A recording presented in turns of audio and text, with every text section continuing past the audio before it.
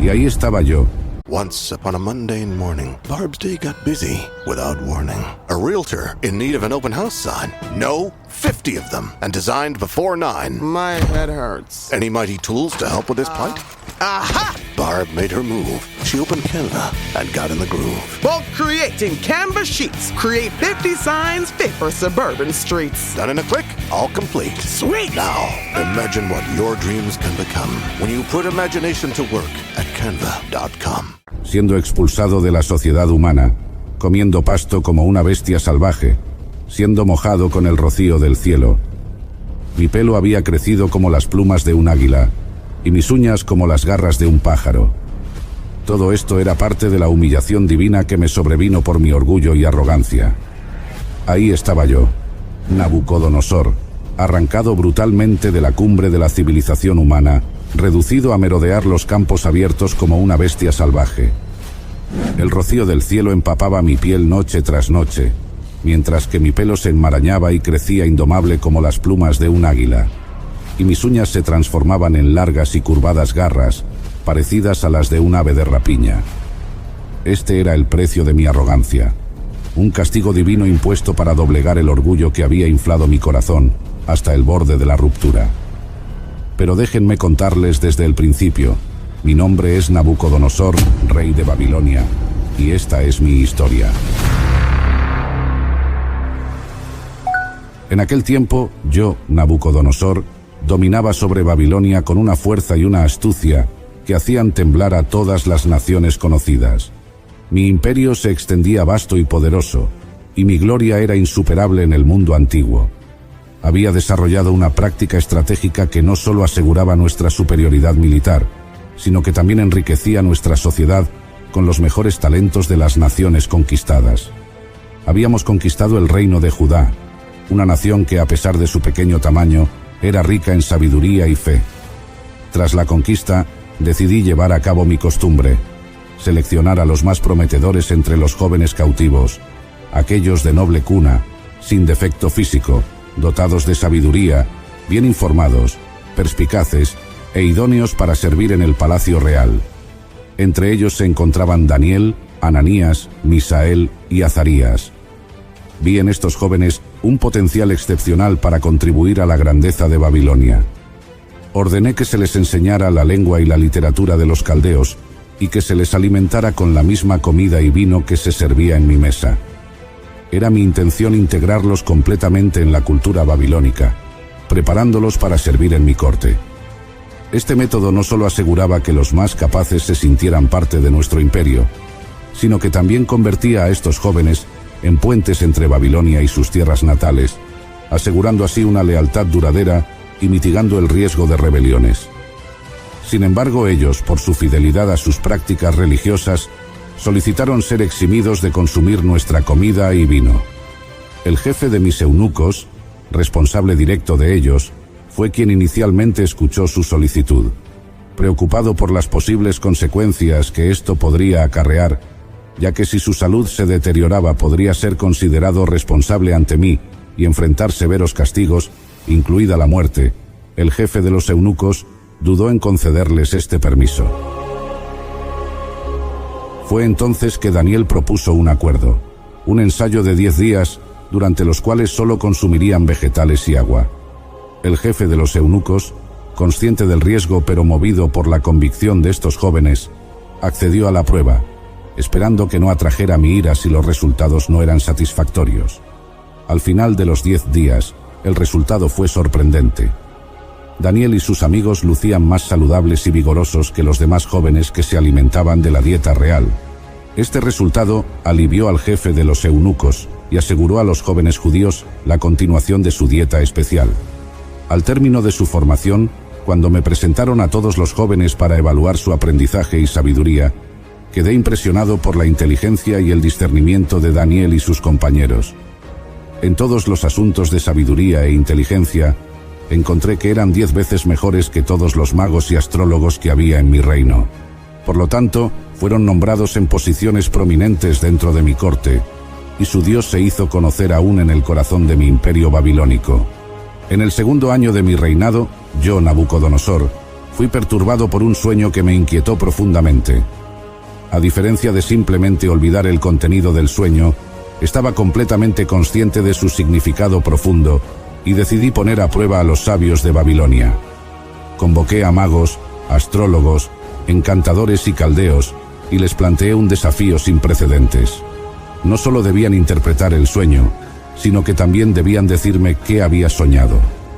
Mi intención era asegurarme de la autenticidad y precisión de la interpretación, pues solo si podían revelar el sueño en sí, confiaría en que su interpretación era verdadera. Los sabios se encontraron ante una tarea imposible, ya que tal demanda nunca se había hecho antes. Su incapacidad para cumplir con mi pedido me llevó a la ira, y ordené la ejecución de todos los sabios de Babilonia por su aparente incompetencia.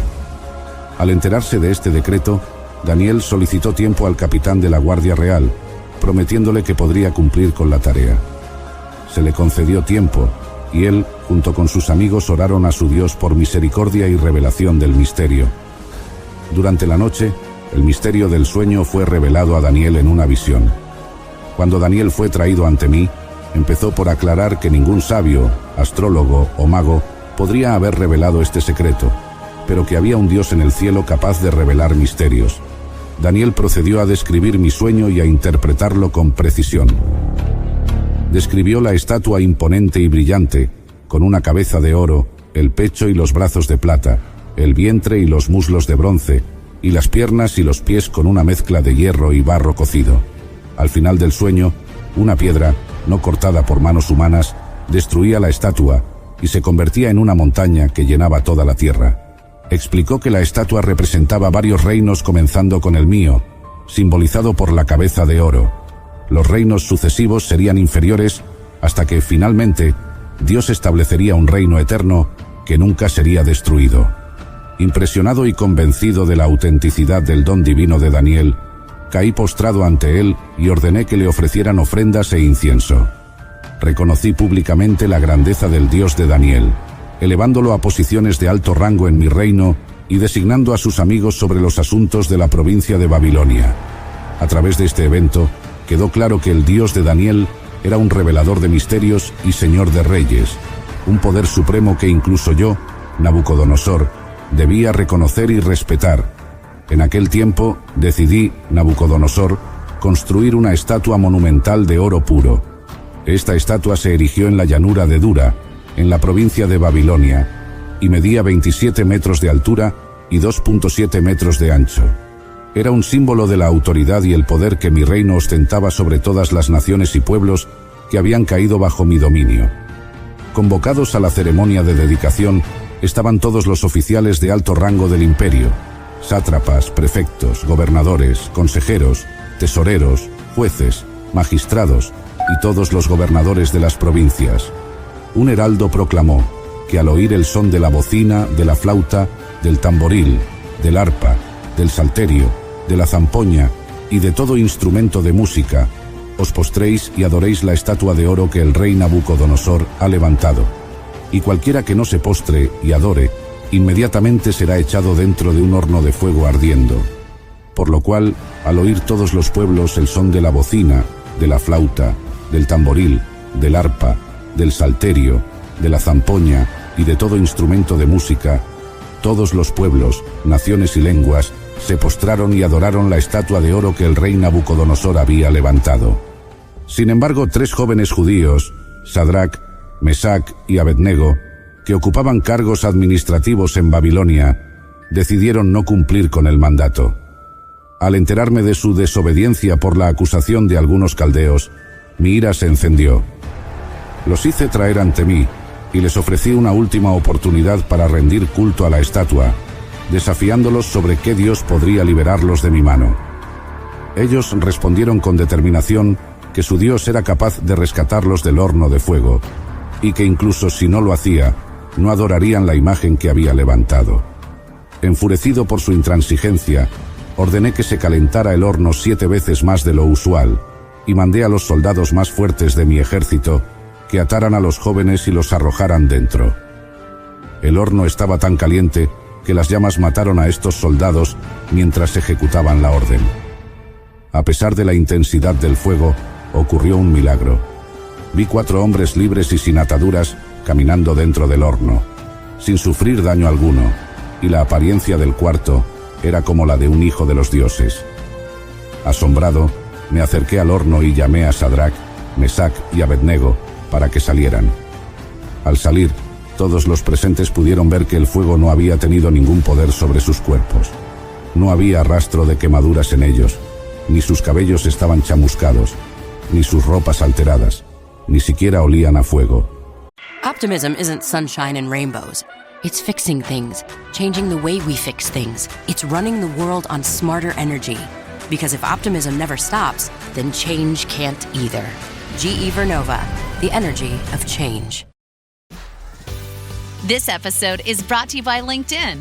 Psst, healthcare pros, word's out, and it's too good to keep quiet.